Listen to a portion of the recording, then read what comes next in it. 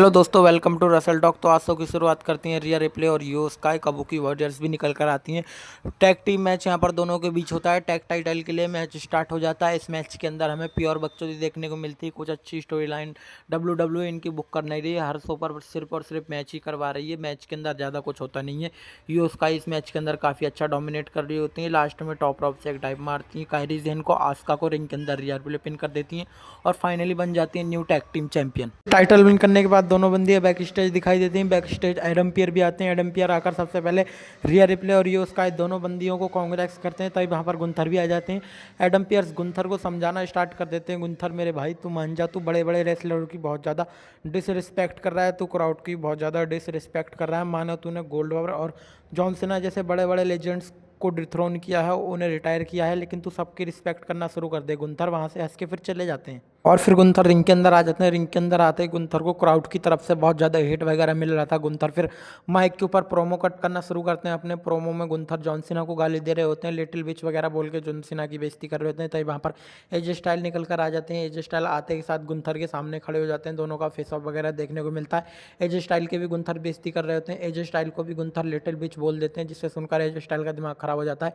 एजे style एक चांटा रख देते हैं। दोनों का हमें तगड़ा फेस ऑफ देखने को मिलता है रिंग के अंदर। फिर हमें बैक स्टेज अल्वा फायर देखने को मिलती है, जो कि एडम पियर से मैच की डिमांड कर दी होती है। एडम पियर बोलते हैं हो सकता है मैं तुम्हारे मैच के बारे में सोचूं। उसके बाद फिर से हमें गुंथर देखने को मिलते हैं। गुंथर एडम पियर से बोल रहे होते हैं आई वांट एजे स्टाइल, मुझे एजे स्टाइल चाहिए। तभी वहाँ पर एजे स्टाइल भी आ जाते हैं और नेक्स्ट वीक के लिए चैलेंज कर देते हैं गुंथर को।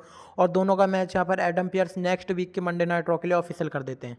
नेक्स्ट मैच आता है फिर शो के ऊपर इंटरकॉन्टिनेंटल टाइटल के लिए। Becky Lynch versus Maxine Dupri. दोनों बंदियां यहाँ पर एंगल लॉक का बहुत अच्छे से इस्तेमाल कर रही होती हैं। लास्ट में एंगल लॉक लगाती हैं बेकी लिंच को मैक्सिन डुप्री। बेकी लिंच यहाँ पर रिवर्स कर देती हैं और रोल अप पिन के सहारे मैक्सिन डुप्री को हरा देती हैं और बेकी लिंच यहाँ पर न्यू WWE इंटरकॉन्टिनेंटल चैंपियन बन जाती हैं।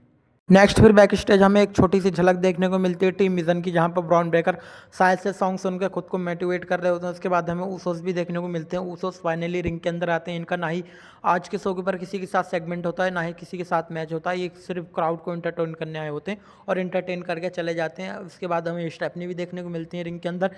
स्टेपनी का पैर शायद से इंजर्ड वगैरह था, प्लास्टर वगैरह कुछ लगा था। स्टेपनी यहाँ पर कहती है कि मैंने दोनों बंदियों निकी बेला और रॉक्सन प्रेस को रिकेल को हरा दिया है और अपना टाइटल डिफेंड कर लिया है। स्टेपनी टाइटल के साथ पोज दे रही होती हैं, तब पीछे से फिर से रिकेल आ जाती हैं। रिकेल आकर सबसे पहले स्टेपनी के ऊपर अटैक वगैरह करती हैं, स्टेपनी को तोड़ती हैं और बार बार रिकेल उनके पैर को ही निशाना बना रही होती हैं, पैर को ही टारगेट कर रही होती हैं। एक तगड़ा सा पावर बम रिकेल मारती हैं। उसके बाद स्टील चेयर लेकर आती हैं, स्टील चेयर फंसा रही होती है पैर में। तभी वहाँ पर सिक्योरिटी वाले बंदे और एडम पियर्स आ जाते हैं। इतने में रिकेल वहाँ से हाथ खड़े करके चली जाती हैं। उसके बाद स्टेपनी बैक स्टेज जा रही होती हैं, गार्ड्स के साथ में वहाँ फिर से रिकेल आ जाती हैं। फिर से अगेन स्टेपनी के ऊपर अटैक करना शुरू कर देती हैं। स्टेपनी वहाँ पर खड़ी भी नहीं हो पा रही, रिकेल बार बार उनके पैर को ही टारगेट कर रही होती है। वहाँ फिर से एक बार एडम पियर्स आकर स्टेपनी को बचाते हैं। रिकेल फिर से वहाँ से हाथ खड़ी करके चले जाते हैं। शायद से इनका मैच भी हमें बहुत जल्द देखने को मिल सकता है। उसके बाद बैक स्टेज हमें Rey Mysterio versus Dragon Lee का भी एक सेगमेंट देखने को मिलता है, जहाँ वो किसी की हेल्प करने की बात कर रहे होते हैं। वहाँ पेंटा भी जाते हैं और पेंटा भी लगभग यही बात कर रहे होते हैं। नेक्स्ट मैच आता है फिर शो के ऊपर लायरा वाल्किया वर्सेस लिम मॉर्गन के बीच। इस मैच के अंदर ज़्यादा कुछ होता नहीं है।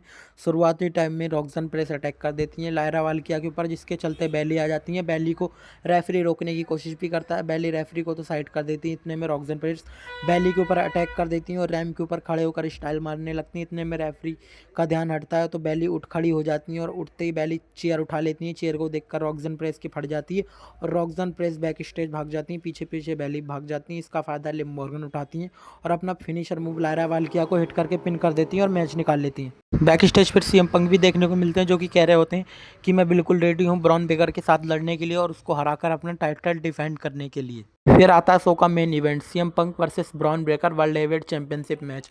मैच की स्टार्टिंग में शुरुआत में ब्रॉन ब्रेकर डोमिनेट कर रहे होते हैं। सीएम पंक भी मैच के अंदर कमाल की क्लोज लाइन मारते हैं।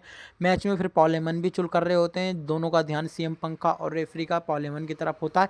इतने में पूरी टीम विजन के सभी मेंबर रिंग के अंदर निकल कर आ जाते हैं। सीएम पंक से चुल कर रहे होते हैं। सीएम पंक सबसे पहले मोटे हाथी को ठिकाने लगाते हैं, उसके बाद लोगन पॉल को ठिकाने लगाते हैं। लोगन पॉल को ठिकाने लगाने के बाद ऑस्टिन थ्योरी को भी सीएम पंक तोड़ देते हैं। इतने में ब्रॉन ब्रेकर सीएम पंक को धक्का मारते हैं, जिससे रेफरी भी रिंग के बाहर गिर जाता है, जिसका फायदा ऑस्टिन थ्योरी उठाते हैं और सेथ रॉलिंस के स्टाइल में कमाल का स्टॉम्प हिट कर देते हैं। सीएम पंक को ब्रॉन ब्रेकर फिर पिन कर रहे होते हैं। रेफरी भी रिंग के अंदर आते हैं, लेकिन सीएम पंक यहाँ पर ऐसा किक आउट करते हैं जिससे देखकर क्राउड और ब्रॉन ब्रेकर सभी लोग बहुत ज़्यादा शॉक हो जाते हैं। फिर ब्रॉन्सन रीड टेबल साफ करने लगते, इतने में पेंटा का भी थीम सॉन्ग हिट हो जाता है। पेंटा तो नहीं आते हैं, यहाँ पर ड्रैगन ली आ जाते हैं, आकर ऑस्टिन थियोरी को ठिकाने लगाते हैं। पीछे से पेंटा आकर लोगन पॉल को ठिकाने लगाते हैं, फिर रे मिस्टीरियो डाइव मारते हैं, लेकिन मोटा हाथी रे मिस्टीरियो को पकड़ लेता है। इतने में मोटे हाथी को डबल सुपर किक पड़ती है, सभी बंदों की भसड़ मच जाती है। लड़ते लड़ते सभी बंदे बैक स्टेज पहुंच जाते हैं। रिंग के अंदर फिर सीएम पंक का स्टाइल मारते हैं ब्रॉन ब्रेकर, और सीएम पंक को एक जीटीएस भी हिट करते हैं। सीएम पंक भी फिर रिंग के अंदर जॉन सीना को ट्रिब्यूट देते हैं, जॉन सीना का फिनिशर मूव, सबमिशन मूव वगैरह हिट करते हैं। इतने में फिर से पॉल हेमन की चुल देखने को मिल रही थी, सीएम पंक वहां पर भड़क जाते हैं और पॉल हेमन को भी इस बार सीएम पंक नहीं छोड़ते हैं।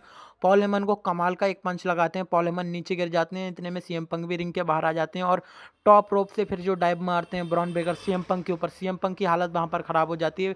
फायदा उठाने के लिए डायरेक्ट रिंग के अंदर ले आते हैं, ब्रॉन ब्रेकर स्पेयर मारने की कोशिश कर रहे होते हैं, सीएम पंक ऐसी लात मारते हैं, ब्रॉन ब्रेकर ढेर हो जाते हैं। उसके बाद एक जीटीएस मारते हैं, जीटीएस मारते के साथ सीएम पंक पिन कर देते हैं और फाइनली आज के मंडे नाइट रॉ के ऊपर सीएम पंक अपना टाइटल रिटेन कर लेते हैं। तो दोस्तों आज की वीडियो यहीं तक थी। अगर आप लोगों को वीडियो पसंद आई है तो वीडियो को लाइक करके चैनल को सब्सक्राइब कर दीजिएगा।